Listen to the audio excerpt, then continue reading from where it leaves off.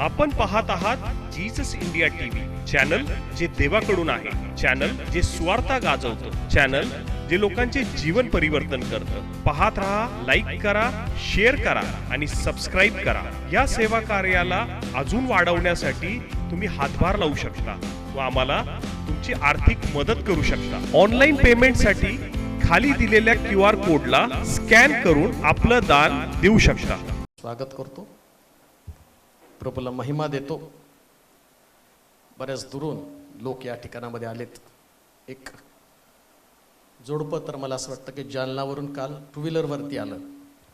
जालना बरंच लांब आहे, परंतु ज्यास आम्ही देवावरती प्रेम करतो ना, त्यास कुठल्याच गोष्टी आमच्यासाठी अडखण ठरू शकत नाही. आणि माझा विश्वास आहे, देव प्रत्येकाला आशीर्वाद दिल्याशिवाय राहत नाही.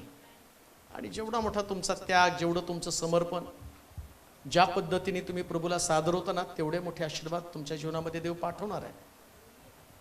म्हणून विश्वासू देवाच्या बाबतीमध्ये आम्ही विश्वासू राहणं फार गरजेचं आहे. पौल म्हणतो, मला ख्रिस्ताच्या प्रीतीपासून कोण तोडणार आहे? तोडणाऱ्या असंख्य गोष्टी असतील, परंतु प्रभूला बेलगून राहण्यासाठी एकच गोष्ट महत्वाची, ती म्हणजे ख्रिस्ताचं प्रेम वधस्तंभावरचं. ज्यास तुम्ही त्याचं स्मरण करताल, त्यास देवापासून तुम्ही कधीच दूर जाणार नाही. परंतु हे सगळं करत असताना अनेक चांगल्या साक्षी देव अनेकांच्या जीवनामध्ये घडवत आहे. आणि जर तुम्ही माझं स्टेटस बघितलं असेल तर ते कधीच रिकामं नसतं. रोज त्याच्यावरती नवीन नवीन साक्षी देव घडवतो. याचा अर्थ मी कोणीतरी खूप भारी आहे किंवा मी प्रार्थना करतो हा भाग नाही आहे. गाढवाला देव वापरतो, तसं देव कोणत्या तरी व्यक्तीच्या माध्यमातून काम करतो. म्हणजे देवाला काम करायचं असतं आणि काम करण्यासाठी एक व्यक्तीची गरज आहे, फक्त एवढंच आहे. अशी व्यक्ती देवाला सापडली, मग ती तुम्ही सुद्धा असू शकता. ज्यास देवानं ठरवलं ना एखाद्या व्यक्तीला वापरायचं, तर तो वापर करत असताना त्या व्यक्तीमध्ये खूप चांगल्या गोष्टी म्हणून देव वापरत नाही. असं तर देवाच्या वचनात तर लिहिलंय, जे मूर्ख आहेत त्यांना देव निवडतो. हालेलुया. म्हणजे देवाला शहाणपण पण चालत नाही बरं का. अति शहाणपण असेल तर देव कधीच वापरत नाही. शहाणे म्हणून देवासमोर येऊ नका. मूर्ख बना, काही समजत नाही, मला कळत नाही, काहीच अक्कल नाही, मला बुद्धी नाही, मला ज्ञान नाही. ज्या पद्धतीने तुम्ही देवासमोर जाल आणि तशा पद्धतीने देव तुम्हाला वापरतो. आणि असा वापरतो ना की तो वापर पाहिल्यावर लोक सुद्धा थक्क होऊन जातात. हालेलुया. लक्षात ठेवा, देवाला कोणतीच गोष्ट कठीण नाही. आमेन. तुम्हाला माहिती का, हैदराबाद, राजस्थान, कर्नाटक, काश्मीर, मध्य प्रदेश, भाषेचं पण अडखण नाही हो. लोक कसल्याही भाषेमध्ये, गुजराती लोक, गुजरातमधले सुद्धा लोक आपल्या या चॅनलच्या माध्यमातून आपल्याला जोडले गेलेले आहेत आणि रोज देवाचं वचन घराघरामध्ये ऐकत आहे. मग इतकं देवाच्या वचनाचा प्रभाव जगामध्ये घडत आहे. आणि काही लोकांच्या तर साक्षी आहेत, जन्मापासून ख्रिस्ती होतो, परंतु बायबल समजत नव्हतं, पण आता समजायला लागलं, वचन समजायला लागलं. किती चांगली गोष्ट नाही का. सेवक लोकांचं सुद्धा येतं की देव त्यानं आमच्या जीवनातली निराशा काढली. कित्येक सेवकांची पुनर्बांधणी होत आहे, किती चांगली गोष्ट आहे. सेवक लोक निराश झालेले असतात, हताश असतात, आणि अशा परिस्थितीमध्ये जर देवाचं वचन त्यांच्यापर्यंत पोहोचलं तर त्यांना नवीन उभारी येते, जगण्याची नवीन ताकद येते, सेवा करण्यासाठी एक नवीन चैतन्य निर्माण होतं. तुम्हाला रडण्यासाठी जागा आहे, तुम्हाला व्यक्त होण्याची साठी जागा आहे, पण सेवकाला कुठे आहे? परंतु त्याला हे देवाचं वचन इतकं भारी आहे ना, हे देवाचं वचन निराशा काढतं आणि पुन्हा एकदा जगण्याची आशा निर्माण करतं. आणि असे कित्येक लोक ज्यांना असं वाटत होतं मरावं, परंतु देवानं त्यांना मरू दिलं नाही, त्यांना उभं केलं. आणि हीच सगळ्यात मोठी साक्ष आहे. नोकरी लागणं, लेकरं होणं हे कॉमन गोष्ट आहे. नोकरी लागली, आज नाही लागली तर उद्या लागणारच आहे. बरं, तुम्हाला लागली आता विशेष काही नाही, ज्यांना देव माहित नाही त्यांना पण लागलेली. पण या सगळ्यांपेक्षा वेगळं काय माहिती का, तुम्ही जगत आहात देवाच्या कृपेनं.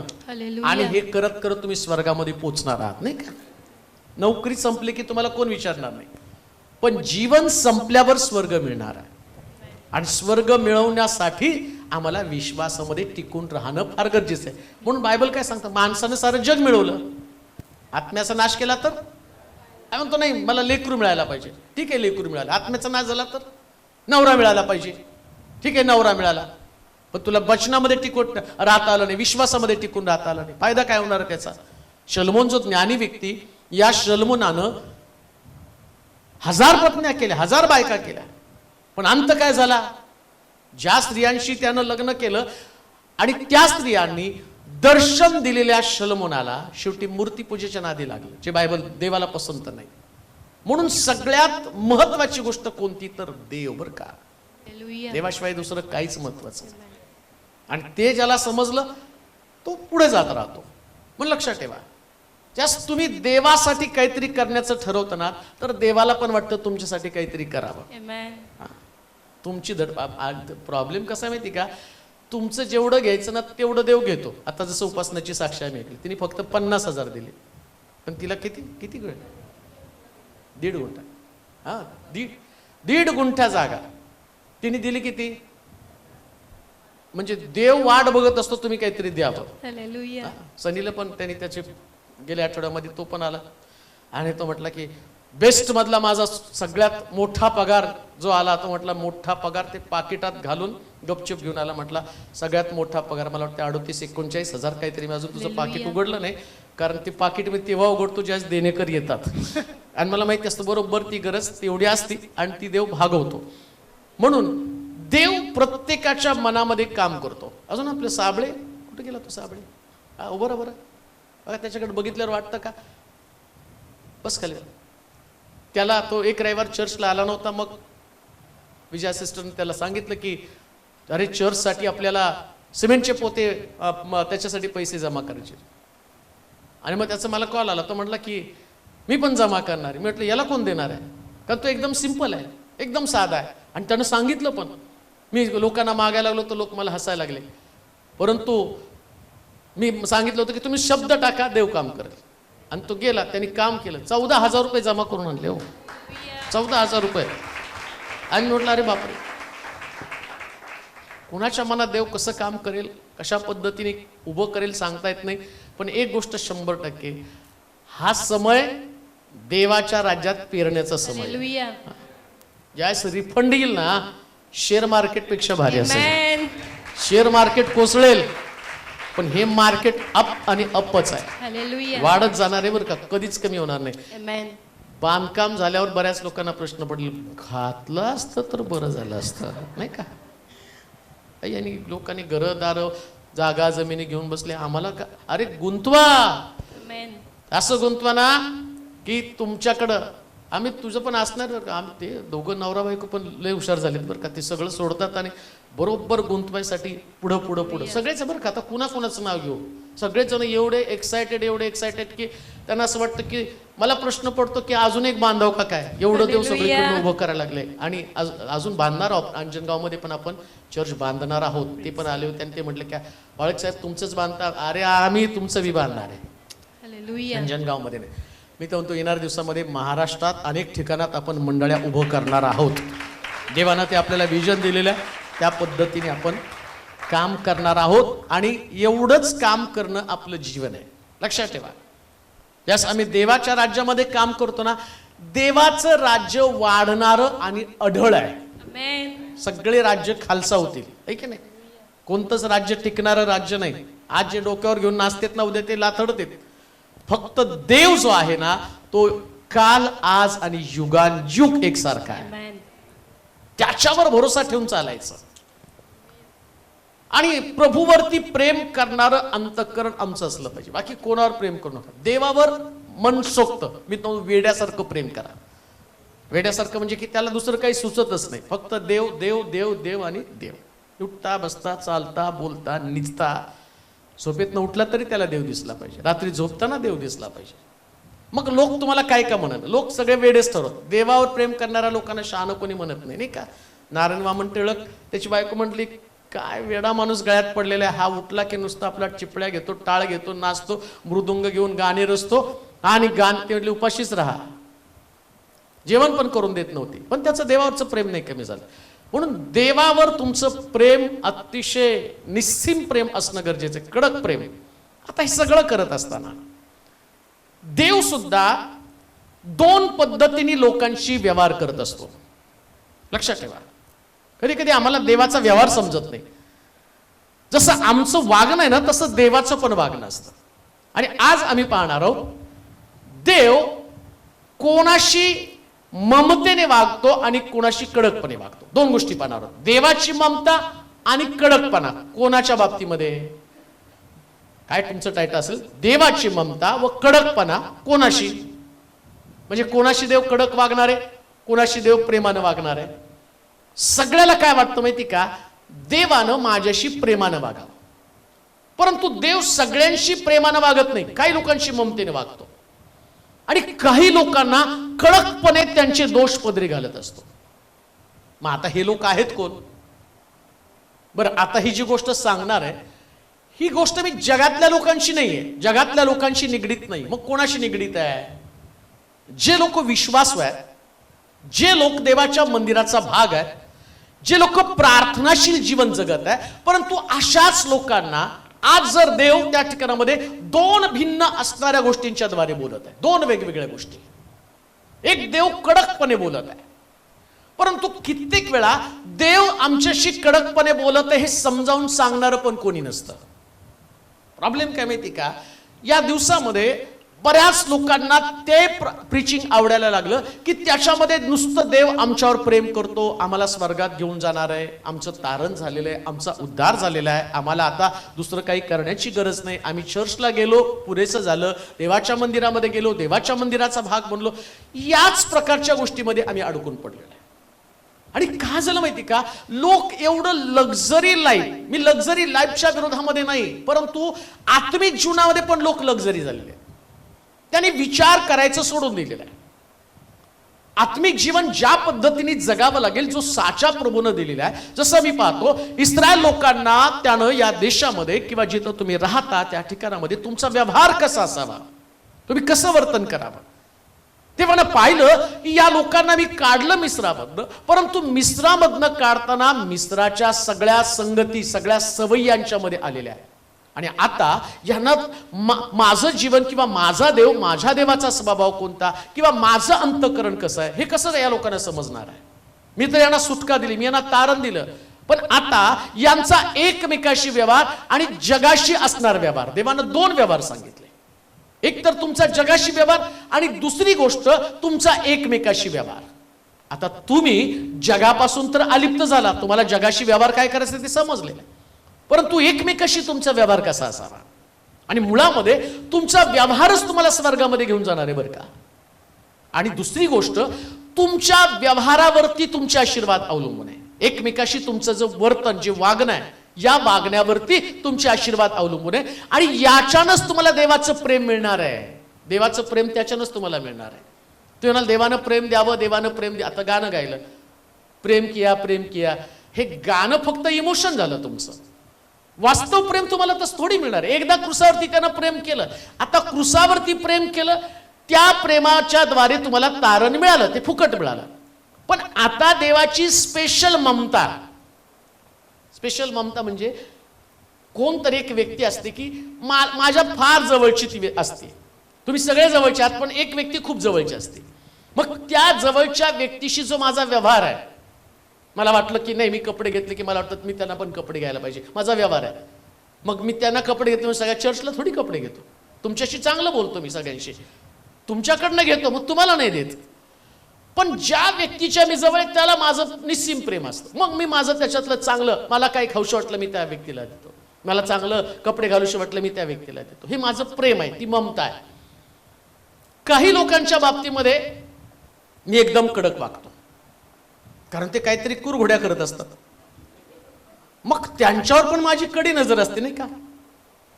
आणि मग लोक तुम्ही आम्हालाच का बोलता, तो कडक वागावंच लागेल ना व्यवहार का, तर तुमचं वर्तन सगळ्यांबरोबर नीट असावं. मग आता कोण हे लोक आहेत बघा. तिचं वचन वाचणार रोमकराचं पत्र 11 अध्याय 17 पासून 24 पर्यंतची वचन आपण वाचूया. रोमकराचं पत्र 11 अध्याय 17 पासून 24 पर्यंत. आता जर काही फांद्या तोडून टाकण्यात आल्या, काही फांद्या तोडून टाकण्यात आल्या आणि तू रानटी जैतून असता त्यांच्या जागी कलम रूपे लावले गेलास, कलम रूपी लावले गेलास व व जैतुनाच्या जैतुनाच्या पौष्टिक मुळाचा भागीदार झालास पौष्टिक मुळाच्या भागीदार झाला तर त्या फांद्यातून मी मोठा आहे अशी बडाई मारू नको. अशी बडाई मारू नकोस. मारशील तर हे लक्षात ठेव की हा. तू मुळाला आधार दिलेला नाही. तू मुळाला आधार दिलेला नाहीस. तर मुळाने तुला आधार दिलेला आहे. तुला आधार दिला आहे. मग तू म्हणशील की माझे कलम लावावे म्हणून फांद्या तोडून टाकण्यात आल्या. बरे अविश्वासामुळे त्या तोडून टाकण्यात आल्या आणि विश्वासाने तुला स्थिरता आली तर अहंकार बाळगू नकोस. भीती बाळग. कारण जर देवानं मूळच्या फांद्या राखल्या नाही तर तो तुलाही राखणार नाही.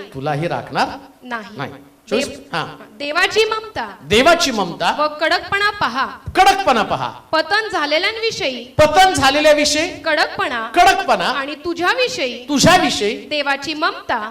देवाची ममता पण तू त्यांच्या ममतेत राहशील तर नाहीतर तूही छेदून टाकला जाशील. देवाची ममता आणि देवाचा कडकपणा दोन गोष्टी. मी ज्यावेळेस त्या दिवशी वाचत होतो वाचता म्हटलं रे आत्मिक जीवनाला बोध घेण्यासाठी याच्यापेक्षा सुंदर गोष्ट दुसरी कोणतीच नाही. कोणाशी देव कडकपणे बोलत आहे? कोण ते लोक आहेत ज्यांना देवाचं वचन ठणकावून सांगत आहे आणि त्यातला कडकपणे वागत असताना कोणाशी कडक बोलत आहे? पहिलाच मुद्दा त्याच्यामध्ये 17 आणि 18 वचनाकडे आपण जाणार आहोत म्हणजे आपल्याला त्या ठिकाणी पहिला मुद्दा समजेल. 17 आणि 18 वचन. तर आता जर काही फांद्या तोडून टाकण्यात आल्या आणि तू रानटी जैतून असता त्यांच्या जागी कलम रूपी लावला गेला व जैतुनाच्या पौष्टिक मुळाचा भागीदार झालास तर त्या फांद्यातून मी मोठा आहे अशी बडाई मारू नको. पहिली गोष्ट देव कडक कोणाशी बोलतो माहिती का? आत्मिक प्रौढी असणाऱ्या लोकांना. काय आत्मिक प्रौढी आहे? तो म्हटला एक रानटी जैतून होता. त्या रानटी जैतुनाला त्यानं काढलं आणि चांगल्या जैतुनामध्ये काही फांद्या त्यांनी तोडल्या कारण ती फांदी लावण्यासाठी त्याला आणखी काही फांद्या तोडाव्या लागणार होत्या. त्या जैतुनाचा भाग होता. ऐका बरं का.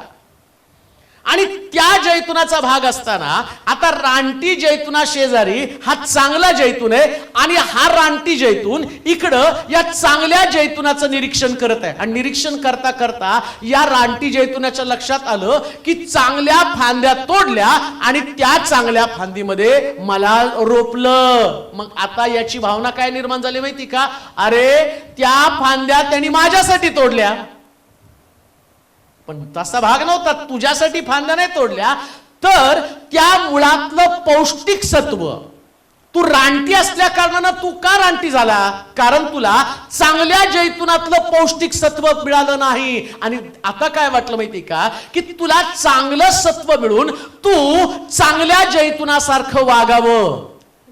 प्रभू येशू ख्रिस्त आमच्यासाठी सगळ्यात चांगला जैतून आहे. ऐका बरं का. ज्या दिवशी प्रभू येशू ख्रिस्त तो चांगला जैतून आहे या जैतुनातल्या काही फांद्या कट केल्या जातात. कशासाठी कट केल्या जातात? तर दुसरी फांदी त्याच्या जागी लावली जावी. दोन गोष्टी तुम्हाला समजून घेणं गरजेचं आहे.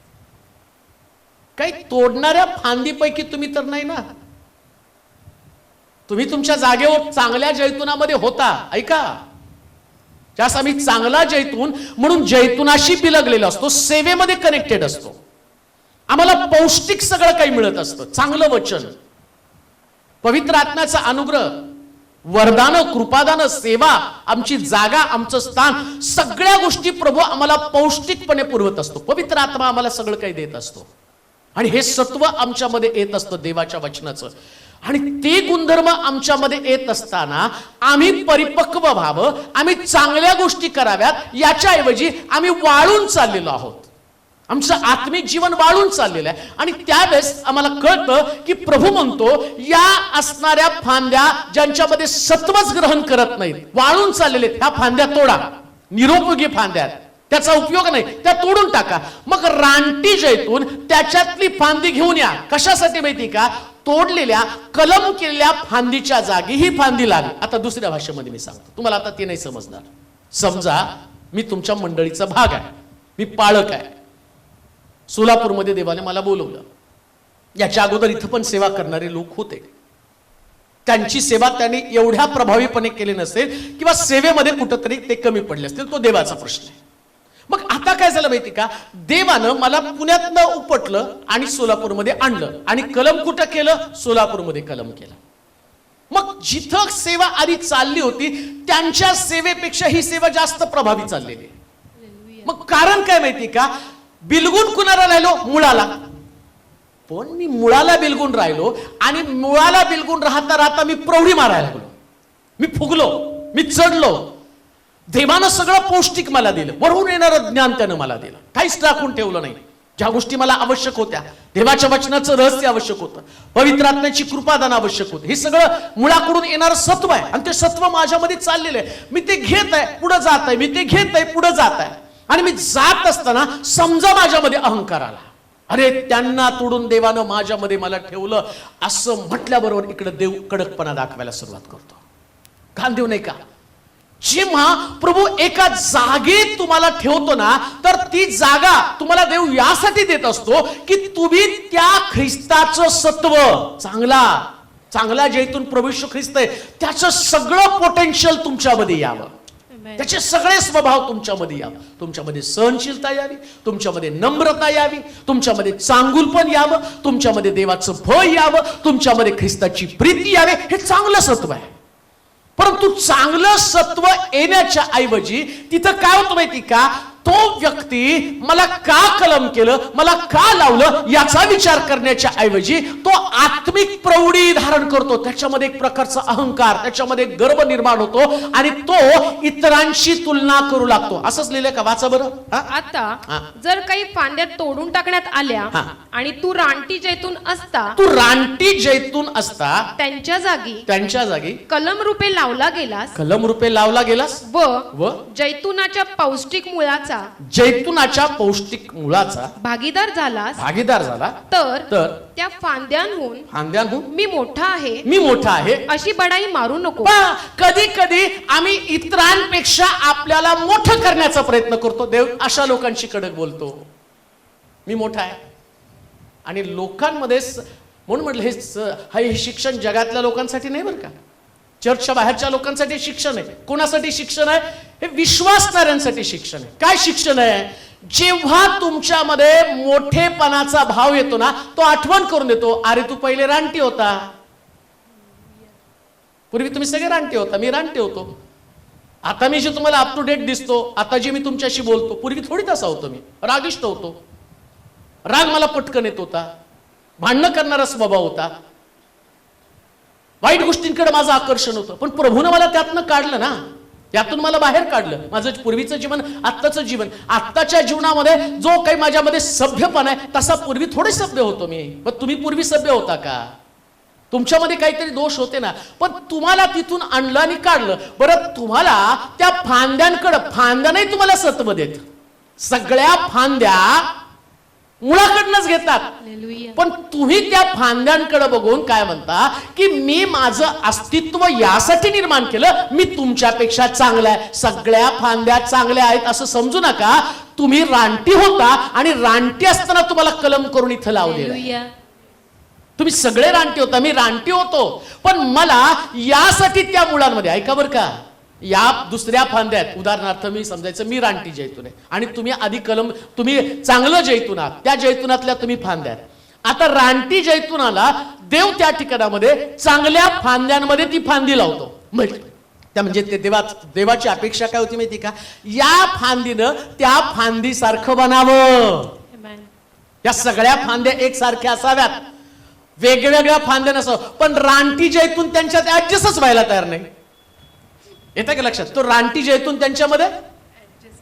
लक्षात ठेवा, ज्यावेळेस आम्ही आत्मिक जीवनामध्ये चालतो ना, त्यास नेहमी आम्ही कलम केलेलं आहोत आणि आम्हाला दुसऱ्याच्या जागी देवानं ठेवलं हे लक्षात घेतलं पाहिजे. माझी योग्यता नव्हती, मी रानटी होतो, पण प्रभूनं मला कलम केलं इथं. हालेलुया.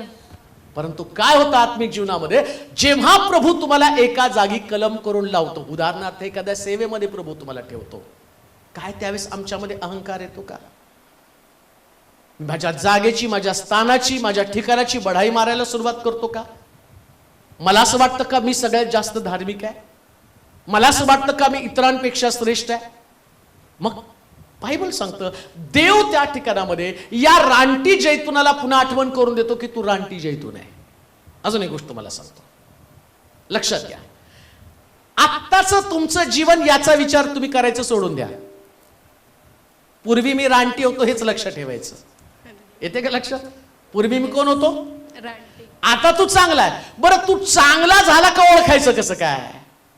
बरं का, फार सुंदर आहे. ज्याला बायबल कळालं ना, तो व्यक्ती आपोआप आपल्यामध्ये चेंजेस करतो.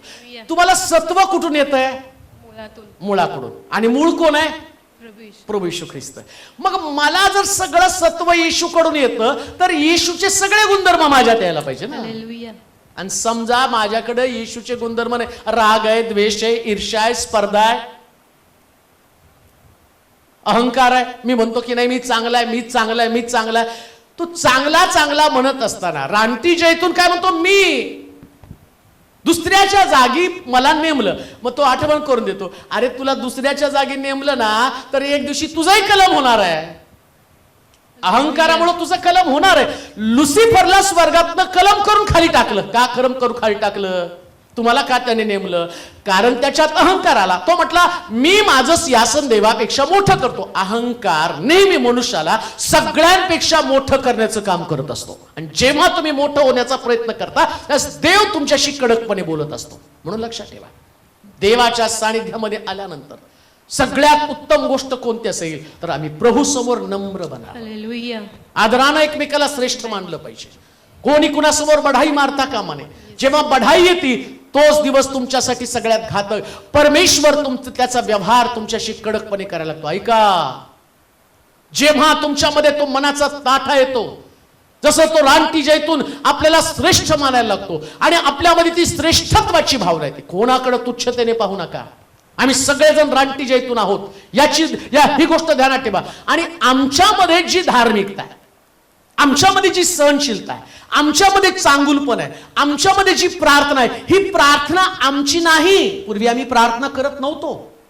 बरेच लोक सांगतात की पूर्वी आम्ही देवाचं वचन वाचत नव्हतो, चर्चला जात नव्हतो. काही लोकांच्या साक्षी आहेत. पूर्वी आम्हाला चर्च माहित नव्हतं. माझं स्वतःची साक्ष आहे. चर्चला जाण्यामध्ये एवढा इंटरेस्ट नव्हता. बरं, गेलो तरी लेट जाणार. कशासाठी लेट जाणार? चर्च सुटायच्या वेळी जाणार. का तर ते एवढा मोठा उपदेश कोण ऐकणार? बरं, आता जिथं जात होतो तिथं तासभराचं चर्च होतं आणि आम्ही पोचायचो 15 मिनिटाच्या चर्चमध्ये. 15 मिनिटं शेवटचं काहीतरी ऐकायला मिळालं तर पुष्कळ झालं. बरं, तिथून सुटलं की थिएटरमध्ये जाऊन बसायचं. मग हे जीवन होतं ना पूर्वीचं. कुठं धार्मिकता होती त्याच्यामध्ये? सगळं तर अशाच पद्धतीचं जीवन होतं. बरं, दुसरी गोष्ट, तिथे लग्न असलं की त्या लग्नामध्ये नाच गाणं आलं. सगळ्या घाणेरड्या गोष्टीच त्या ठिकाणात होत्या. चांगल्या गोष्टी कोणत्या होत्या? आता तर माझ्यामध्ये परिवर्तन झालं. मग हे परिवर्तन काय मी ठरवलं म्हणून घडलं का? अहो, मला कलम करून येशूमध्ये लावलं, त्याचं सत्व माझ्यामध्ये आलं ना. म्हणजे माझ्यामध्ये चांगुलपण माझं नाहीये, कुणाचं? येशूनं दिलेलं आहे. हे त्यानं दिलेलं पोटेन्शियल आहे. हे ते रोज मला देतो. आणि का माझ्यामध्ये येतं? कारण मी त्याला बिलगलेलो आहे. आता समजा वाळून गेलेले आहेत, रिप्लेसमेंट होणार आहे. जेव्हा ते सत्व घेतलं जात नाही, चांगुलपण घेतलं जात नाही, रिप्लेसमेंट होणार आहे. 100% तिथं रिप्लेस कोणाला तरी लावणार आहे. लक्षात ठेवा, मला माझ्या जागेचं महत्व माहिती आहे. ज्या जागेवरती मी उभा आहे याच्यावर रिप्लेसमेंट 100% होणार आहे. एक दिवशी याच्या जागी कोणतरी होतं, प्रभूनं तिथं काढून मला ठेवलेलं आहे. हे जे जागा प्रभूनं मला दिलं, याच्या अगोदर दुसरं कोणीतरी होतं. आता मी सत्व घेत राहणं गरजेचं आहे. आता मी ख्रिस्ताचे स्वभाव माझ्यामध्ये घेत राहणं गरजेचं आहे. जर स्वभावाला अडखळ मी केलं, ख्रिस्ताचे स्वभाव माझ्यामध्ये येण्याचं बंद होऊ लागले, तर रिप्लेसमेंट होणार आहे. आणि एकदा रिप्लेसमेंट झाल्यानंतर लक्षात ठेवा, दुसरं रानटी जैतून येऊन लावलं जाणार आहे, दुसरी फांदी येऊन लावली जाणार आहे. मग त्यास तुम्हाला वाईट वाटू देऊ नका. आत्ताच आम्हाला देव कडकपणे बोलत असताना कडक शब्दामध्ये आम्हाला सांगत आहे आहे, रिप्लेसमेंट विषयी बोलत आहे. आणि रिप्लेसमेंट का होती? कारण आमच्यामध्ये आलेला अहंकार, माझ्यामध्ये आलेला मनाचा तहाटा, जो मला सांगत आहे मी त्याच्यापेक्षा चांगला आहे. मी कोणापेक्षा चांगला नाही, मला येशू सारखं बनेपर्यंत आणि रोज माझ्यामध्ये बदल करायचा आहे. प्रति दिवशी माझ्यामध्ये चेंजेस व्हायला पाहिजे. रोज मी ख्रिस्ताचे स्वभाव माझ्यामध्ये आणण्याचा प्रयत्न केला पाहिजे. लक्षात ठेवा, मी कोणाशी सुद्धा कंपॅरिझन करता कामा नये. ज्या दिवशी तुम्ही कोणाशी तरी कंपेअर करताना त्या दिवशी समजायचंय तुमचं कलम करून छाटणी पक्की ठरलेली आहे. तुम्ही किती मोठे असा, तुमच्यात किती टॅलेंट्स असू द्या, तुम्ही किती समर्पित जीवन जगत असाल, ऐका, तुम्ही किती मोठी सेवा करत असाल, एक दिवशी तुमची सेवा, तुमची जागा, तुमचं स्थान, तुमचा अभिषेक तुमच्यापासून काढून दुसऱ्या रानटी जैतुनामध्ये तो टाकणार आहे. म्हणून इतकं सांभाळणं गरजेचं आत्मिक जीवन. आमचा व्यवहार जो आहे, कधी सुद्धा समोरची व्यक्ती माझ्या दृष्टिकोनातनं तुच्छ असता कामा नये. कंपेअर, मी स्वतःशी तुलना करायचीच नाही. दावीद म्हणतो माझं पाप नित्य माझ्या समोर आहे. म्हणजे तो तुलना लोकांबरोबर नाही करत. कोणाबरोबर करतो? देवाबरोबर आणि स्वतःबरोबर. आपली तुलना फक्त जैतुनाबरोबर, मुळाबरोबर असलं पाहिजे. बरं, मूळ तुम्हाला एवढं सगळं चांगलं खाद्य देतं ना हो, हे सगळं प्रेम तुम्हाला देतो, सहनशीलता तुम्हाला देतो, ते मूळ देत आहे. येशू सांगतो सहनशील राहा, एका गालात मारला दुसरा गाल पुढं कर, बंदी मागितली सदरा, हे पोटेन्शियल आहे त्याच्यामध्ये. शत्रूवर सुद्धा प्रेम कर, हे पोटेन्शियल आहे त्याच्यामध्ये. आता हे सगळं तो सांगतोय. मग हे उपदेश ऐकण्यासाठी असतात का? जर तुम्हाला देवानं एवढ्या मोठ्या जागेवरती, एवढ्या मोठ्या स्थानावरती दिलं, वाजवणाऱ्याला जर देवानं तो अभिषेक देऊन तिथं ठेवलेला आहे, आणि त्याच्यामध्ये जर समजा जर देवाचे स्वभाव मुळा आणि मुळाकडनं ते पाठवत आहे, ते स्वभावच त्यानं घेतले नाही, वाजवणाऱ्याने ते स्वभाव घेतलेच नाही, आणि त्याचे स्वभाव बदलत राहिले. वाईट जीवन जगत आहे, व्यभिचार करत आहे, व्यसन करत आहे, सगळं त्याच्यात रान. आता याच्या शारोनच्या जागी आधी दुसरा कोणतरी होता, मग शारोनला तिथं देवानं स्थापित केलं. मग शारोन मध्ये ती भावना नाही पाहिजे मी त्याच्यापेक्षा चांगला आहे. रानटी जैतुनामधला स्वभाव कोणता? मी त्याच्या जागी मला कलम केलं. अरे त्याला त्याच्या जागी तुला कलम केलं, मग तू चुकला तर तुझंही कलम होणार ना. दुसरा रानटी जैतून येणार का नाही तिथं? आणि अजून एक गोष्ट काय सांगू का तुम्हाला, देव निवडत असताना रानटी जैतून निवडतो. म्हणजे देवाला निवडताना फार कोणतरी धार्मिक व्यक्तीला आणून नाही उभं करणार. रानटी एकदम जंगली स्वभावच काही धड नाही त्याचे, त्याला आणणार. मग त्यानं आल्यावर परत गर्व करता कामा नये. रानटी जैतून आला आणि प्रभू म्हणतो येऊ दे माझ्यातलं सगळं सत्व. आता जो रानटी जैतून तो शांत बसून सत्व ग्रहण करत असतो ना, त्या रानटी जैतुनामधचं रूपांतर चांगल्या जैतुनामध्ये, चांगल्या जैतुनामध्ये म्हणा. देवाचे स्वभाव तुमच्यामध्ये येऊ द्या, चुकीच्या गोष्टी तुमच्यामध्ये येऊ देऊ नका. अहंकार वाचा शब्द तो काय त्या ठिकाणात. तर आता काही फांद्या तोडून टाकण्यात आल्या, काही फांद्या तोडून टाकण्यात आल्या, आणि तू रानटी जैतून असता त्यांच्या जागी कलम रूपे लावला गेलास. काही फांद्या तोडल्या. ऐका, कडक देव काय बोलतो, काही तोडणाऱ्या फांद्यांमध्ये तुम्ही का सापडला, का तुमची फांदी तोडली, का तुमच्या जागेवर कुऱ्हाड कुठं पडली. चला तो म्हटलं मंदिर बांधायचंय, आलिशाला त्यानं सांगितलं की मग आम्हाला तुळया आणायला परवानगी द्या. तो म्हटलं आमच्या बरोबर तुम्ही पण चला आलिशाला.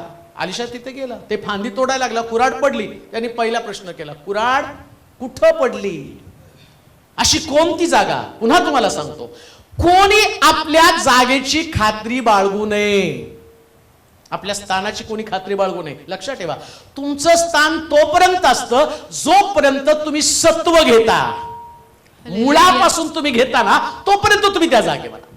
एकदा मुळापासून, कधी कधी फांदीला वाटतं फांद्या का जळतात माहिती का, ते मुळापासून जीवन रस घेत नाही. काही फांद्या हट्टी असतात, ते म्हणतात आता आम्हाला जीवन रसाची गरज नाही, आमचं आम्ही बघू म्हटल्यावर मुळ. आता बघा, सगळ्या फांद्यांना पोचतं, यांनाच का पोचत नाही? सगळ्याच फांद्यांना ते जीवन रस पोचतो. मग काही फांद्या का जळून गेलेल्या असतात? या फांद्यांनी मुळाशी असणारं कनेक्शन तोडलेलं आहे, ज्याला म्हणतात नर्व.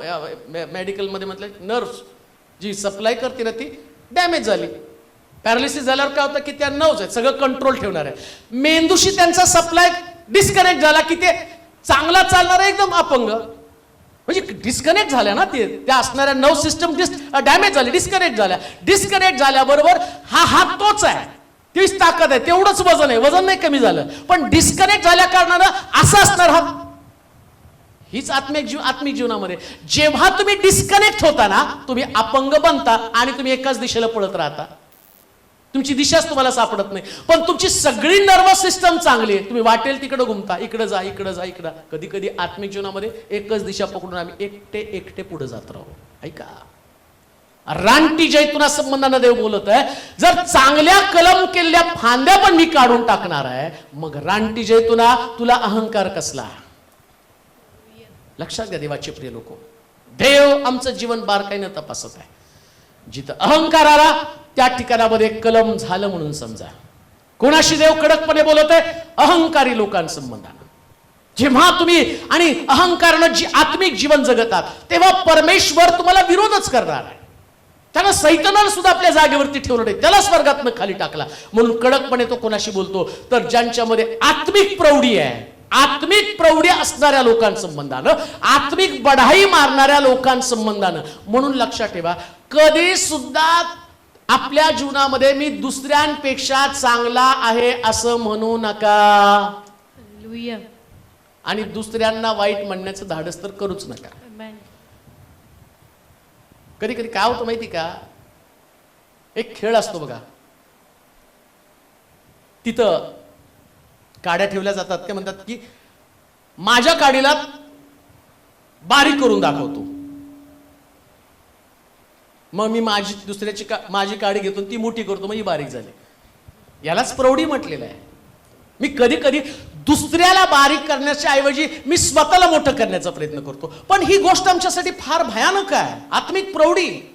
मी धार्मिक आहे, मी जास्त सेवा करतो, मी जास्त छान गातो, माझी जागा आहे, मी अमक करतो, मी जास्त चांगलं वचन सांगतो, मी हे करतो. नाही, आज जे आम्ही आहोत फक्त मुळामुळच आहोत. जे पण आम्ही आहोत ते मुळामुळ आहोत. जर येशूनं माझ्या डोक्यावरचा हात जर काढला ना, एक गोष्ट ध्यानात ठेवा, आज जे तुमच्या समोर मी उभा आहे, आज जे लांबून लोक इथं ऐकायला येतात ना, पैसा जातो त्यांचा. जर एवढा लांब प्रवास करून टू व्हीलरवर ते आलेले आहेत ना, हे कशासाठी आले? डोक्यावर येशूचा हात आहे. ज्या दिवशी हात निघल ना, लोक जवळून जातील, पण मला किंमत सुद्धा देणार नाही, हे मला माहिती आहे. हा अभिषेक फक्त येशूमुळे आहे, हे सामर्थ्य फक्त येशूमुळे आहे. मग रानटी जैतुनानं प्रौढी मारण्यामध्ये काय फायदा आहे? का हा अहंकार आमच्यामध्ये असावा? काही प्रौढी आमच्यामध्ये असावी? आज जे पण तुमच्यामध्ये, तुमची चांगली नोकरी, तुमचा पैसा, हा फक्त प्रभूनं दिलेला आहे. ना मला माझ्या पैशाचं घमेंड आहे, ना माझ्या बुद्धीची घमेंड आहे, माझ्या ज्ञानाची घमेंड आहे, ना माझ्या घराची, ना माझ्या प्रॉपर्टीची. हे सगळं सत्व मी ख्रिस्ताला बिलगून राहिल्यामुळं मला मिळालेलं आहे, येशूला बिलगल्यामुळं मिळालेलं आहे. मग येशूला बिलगून राहत असताना आता मी याचं गौरव येशूलाच द्यायला पाहिजे ना. मी का म्हटलं पाहिजे माझ्या बुद्धीने मिळालं, मी का म्हटलं पाहिजे माझ्या ज्ञानाने मिळालं?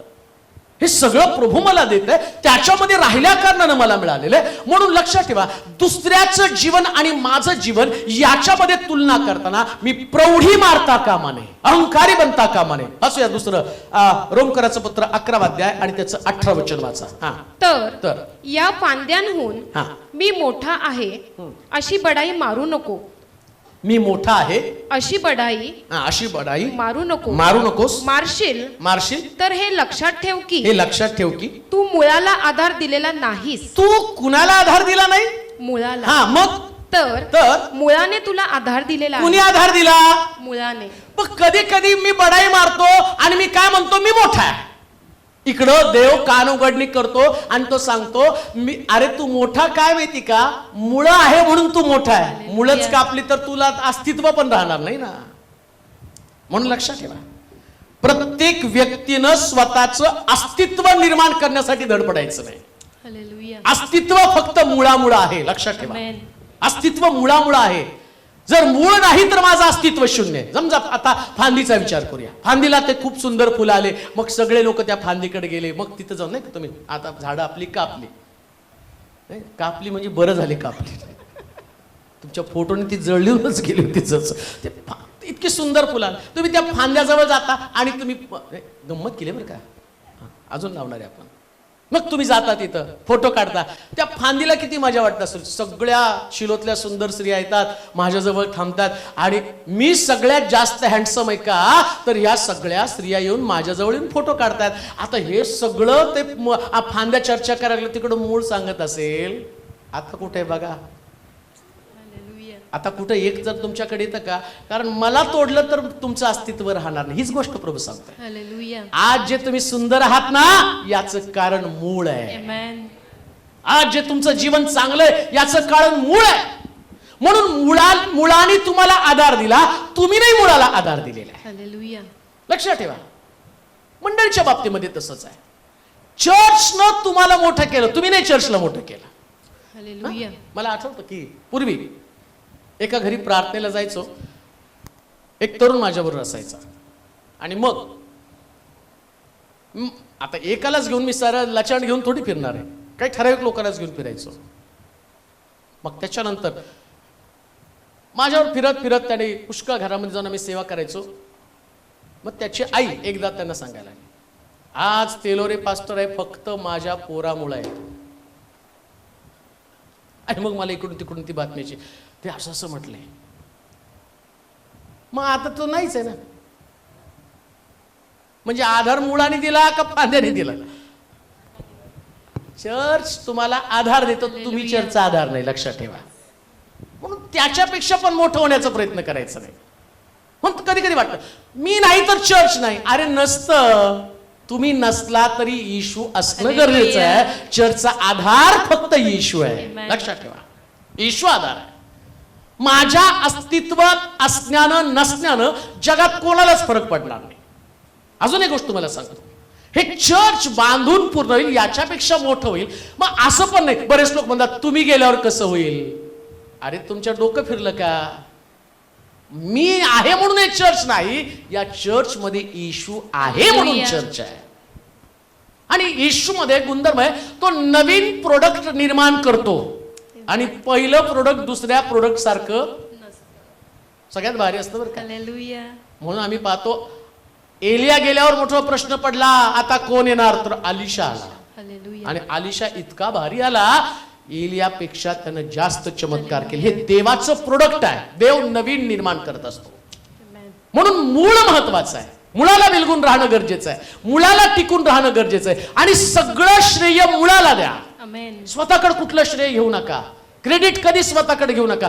जेव्हा ही क्रेडिट घेण्याची आणि आमच्यामध्ये सवय लागते ना, अस्तित्व निर्माण करण्याची सवय लागते, त्या प्रभूनं आम्हाला आधार दिला हेच आम्ही विसरून जातो. आम्ही विसरून गेलो की देवाने आम्हाला आधार दिलेला आहे.